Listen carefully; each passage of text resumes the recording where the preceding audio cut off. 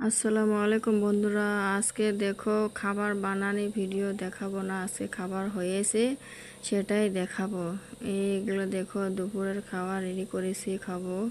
গরুর মাংস এখানে নিয়েছি, সব কিছু রেডি করা আছে। এই যে এখানে পটলের বড়া ভেজেছি, এই এখানে সুমাস কেটে রেখেছি, আর যখন খাবো তখন পাঁপড়টা ভেজে নিব। দেখো মাংসগুলো খুব সুন্দর হয়েছে। আর এই যে এখানে বানাইছি বিরিয়ানি, বাসমতি চালের বিরিয়ানি বানাইছি। বন্ধুরা, আজকে বৃষ্টির দিন, এগুলো খাওয়ার আনন্দটাই অন্যরকম। বৃষ্টির দিনে এগুলো খাওয়ার আনন্দটা অন্যরকম হয়। যারা আমার চ্যানেলে নতুন আছো প্লিজ তারা সাবস্ক্রাইব করো, যারা সাবস্ক্রাইব করছে তাদের জন্য অসংখ্য ধন্যবাদ। Please like, comment, share. এগুলো সব কিছু রেডি করে নিয়েছি, এখন আমরা খাবো। মেয়ের জন্য অপেক্ষা করবে লেগছি, ওর বাবা মেয়েকে নিয়ে আসবে স্কুল থেকে।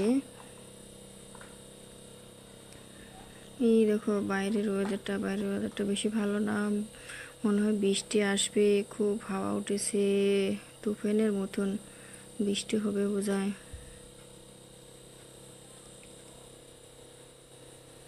এই যে ঘড়িতে 12:30 বাজে, মেয়েকে স্কুল ছুটি হয়েছে 12টার সময়, আর বাবা নিয়ে রেখেছে, দোকানে নিয়ে আসবে। এই যে আমার ঘরের পিছনে দেখে এগুলো বাড়ি।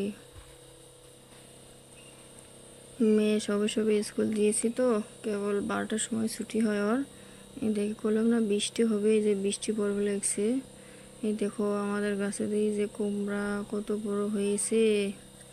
এই যে আরও আছে, ওই যে গাছের মধ্যে কুমড়া, ওই যে দেখো বন্ধুরা, প্রচুর কুমড়ো ধরেছে, কিছু খেয়েছে। আরও গাছত কুমড়া আছে, মনে হয় 8-10টার মতন আছে, দেখা যাচ্ছে না।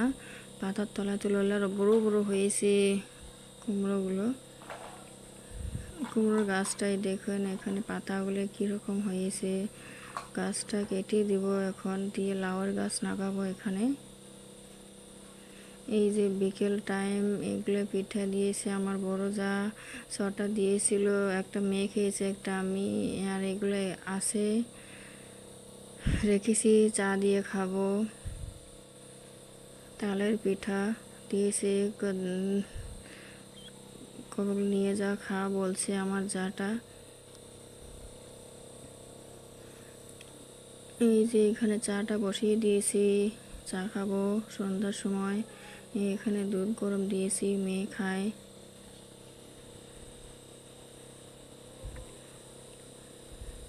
তো দুধটা লো মিডিয়ামে দিয়েছি আর কি, নাহলে উতলি পড়ে যায়। এই চাটা হয়ে গেলে চাটা খাইয়ে নেব।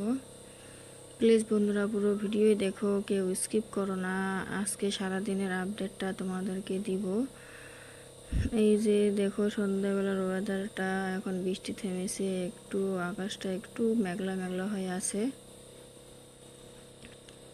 এই যে মেয়েকে পড়াবো এখন, চাটা খাওয়া হয়ে গেছে, মেয়েকে পড়াবো।